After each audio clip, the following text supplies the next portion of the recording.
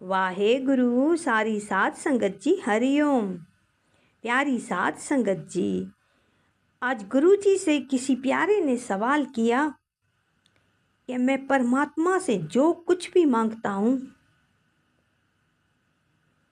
मुझे कुछ नहीं मिलता, मैं निराश हो जाता हूँ, निराशी होती है।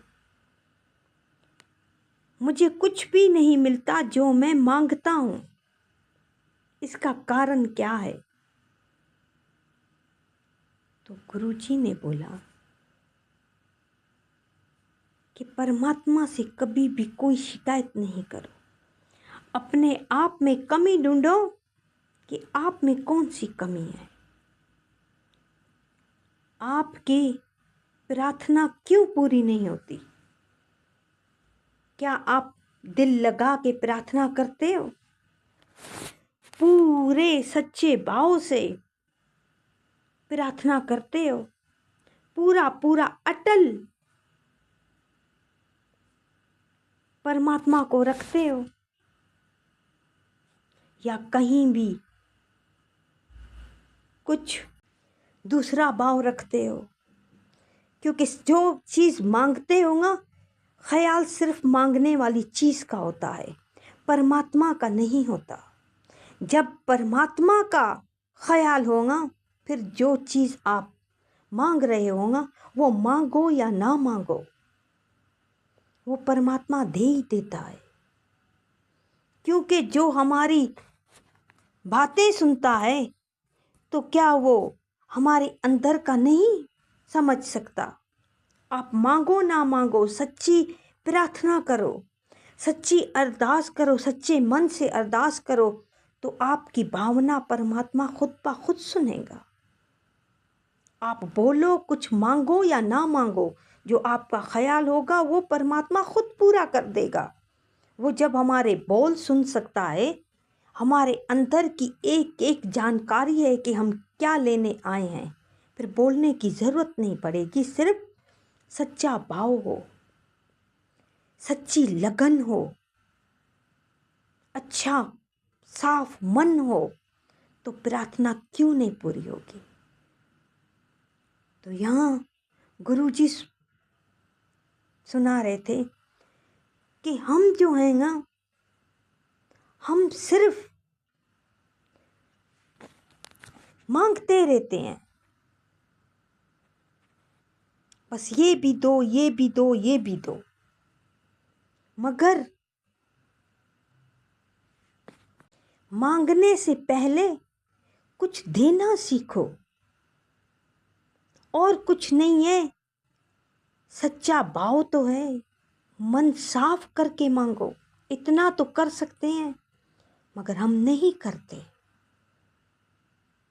तो जब प्रार्थना पूरी नहीं होती फिर शिकायत होती है परमात्मा के साथ। तो यहाँ एक गरीब परिवार था, बहुत गरीब था। उनकी एक छोटी बेटी थी, वो गांव में रहते थे, छोटे से गांव में। इतनी गरीब थे कि वो गरीबी से अपनी बहुत ज़्यादा तंग थे, पैसों की बहुत ही तंगी थी। तो उनकी एक बेटी थी जो अपने पापा से रोज़ डेली पूछती थी कि पापा हमारी ज़िंदगी कैसे चेंज होगी, हमारे अच्छे दिन कब आएंगे।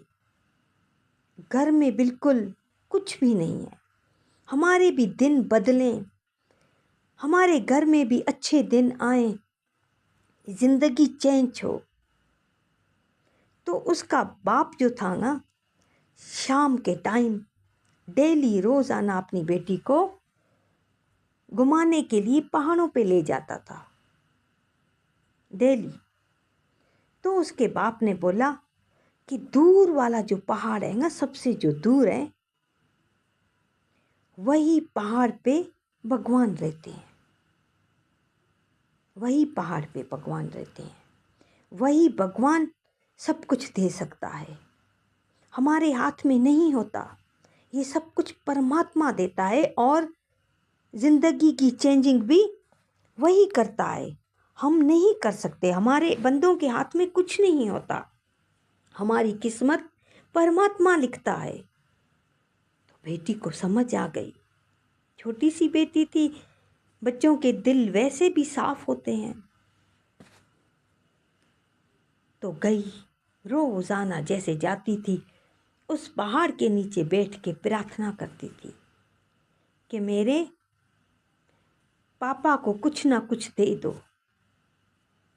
मेरे पापा बहुत परेशान रहते हैं, वो बहुत ज़्यादा गरीब हैं। पैसों की तंगी की वजह से मेरे पापा परेशान रहते हैं। हमारे घर में बहुत तंगी है पैसों की। रोज़ डेली जाके ये प्रार्थना करती थी। तो एक दिन हुआ, इसकी जॉब लग गई और जॉब इसकी सेना में लगी। बड़ा सैनिक बन गया। अभी कुछ वक्त चली इसकी जॉब, तो इस मुल्क का दूसरे मुल्क का बादशाह, दोनों में जंग हो गई। जंग का ऐलान कर दिया, लड़ाई होने लगी, युद्ध शुरू हो गया। अब इसे भी युद्ध में जाना पड़ा। इसको तो युद्ध में जाना है, देश के लिए लड़ना है, जंग लड़नी है, क्योंकि दूसरे मुल्क ने हमला कर दिया। अब लड़ाई जारी। जब ये घर से रवाना हुआ तो पत्नी की आंखों में आंसू, बेटी की आंखों में आंसू।